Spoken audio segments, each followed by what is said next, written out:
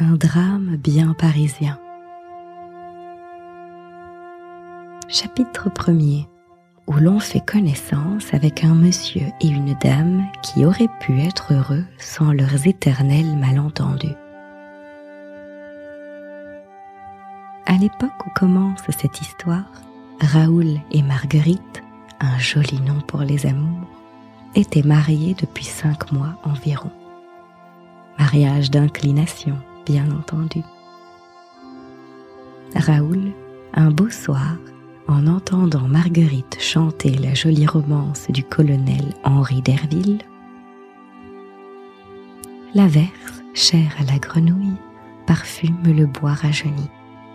Le bois, il est comme Nini, il sent bon quand il se débarbouille. Raoul, dis-je, s'était juré que la divine Marguerite n'appartiendrait jamais à un autre homme qu'à lui-même. Le ménage eût été le plus heureux de tous les ménages sans le fichu caractère des 2 conjoints. Pour un oui, pour un non, crac, une assiette cassée, une gifle, un coup de pied dans le cul. À ces bruits, Amour fuyait éploré, attendant au coin du grand parc l'heure toujours proche de la réconciliation. Alors, des baisers sans nombre, des caresses sans fin, tendres et bien informées, des ardeurs d'enfer. C'était à croire que ces 2 cochons-là se disputaient pour s'offrir l'occasion de se raccommoder.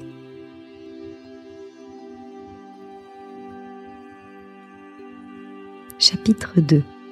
Simple épisode qui, sans se rattacher directement à l'action, donnera à la clientèle une idée sur la façon de vivre de nos héros.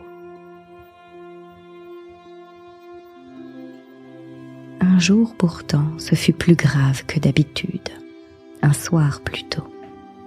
Ils étaient allés au théâtre d'application, où l'on jouait, entre autres pièces, L'infidèle de Monsieur de Portoriche. Quand tu auras assez vu Gros Claude, grincha Raoul, tu me le diras. Et toi, vitupéra Marguerite, quand tu connaîtras Mademoiselle Moreno par cœur, tu me passeras la lorgnette. Inaugurée sur ce ton, la conversation ne pouvait se terminer que par les plus regrettables violences réciproques.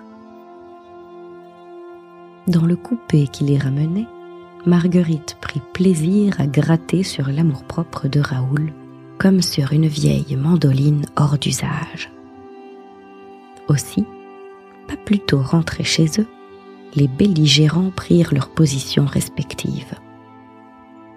La main levée, l'œil dur, la moustache telle celle des chats furibonds, Raoul marcha sur Marguerite, qui commença dès lors à n'en pas mener large. La pauvrette s'enfuit, furtive et rapide, comme fait la biche en les grands bois. Raoul allait la rattraper. Alors, l'éclair génial de la suprême angoisse fulgura le petit cerveau de Marguerite. Se retournant brusquement, elle se jeta dans les bras de Raoul en s'écriant « Je t'en prie, mon petit Raoul, défends-moi. »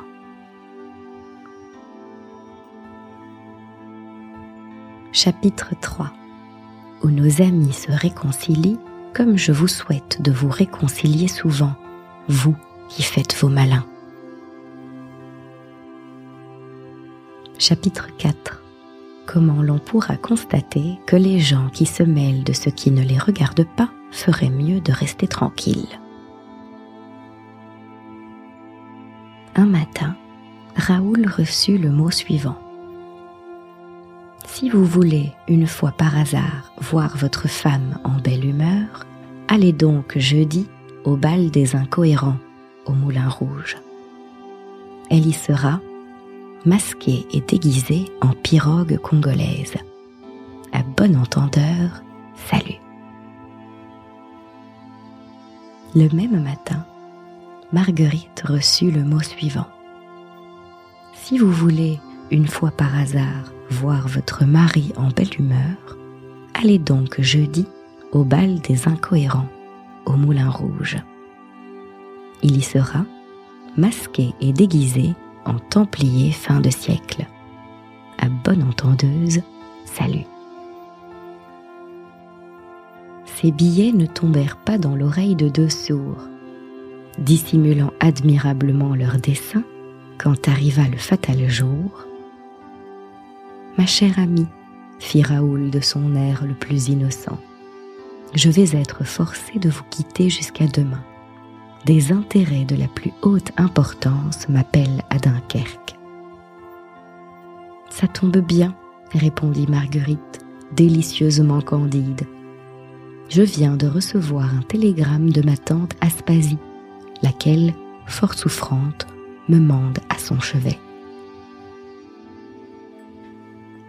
Chapitre 5, où l'on voit la folle jeunesse d'aujourd'hui tournoyer dans les plus chimériques et passagers plaisirs au lieu de songer à l'éternité. Les échos du diable boiteux ont été unanimes à proclamer que le bal des incohérents revêtit cette année un éclat inaccoutumé. Beaucoup d'épaules et pas mal de jambes, sans compter les accessoires. 2 assistants semblaient ne pas prendre part à la folie générale. Un templier fin de siècle et une pirogue congolaise, tous deux hermétiquement masqués.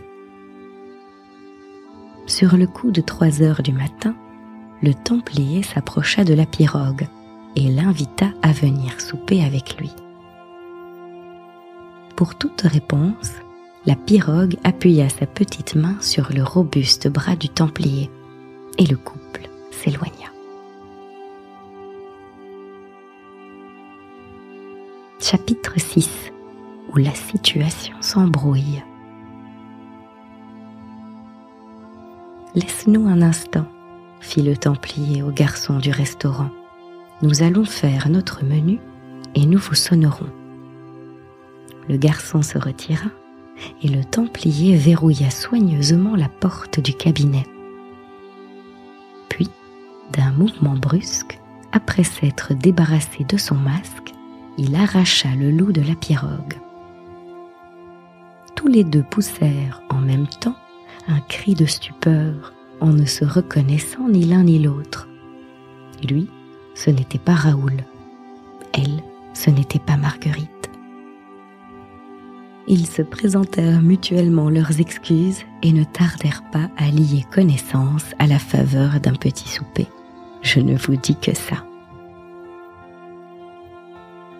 Chapitre 7. Dénouement heureux pour tout le monde, sauf pour les autres. Cette petite mésaventure servit de leçon à Raoul et à Marguerite. À partir de ce moment, ils ne se disputèrent plus jamais et furent parfaitement heureux. Ils n'ont pas encore beaucoup d'enfants, mais ça viendra.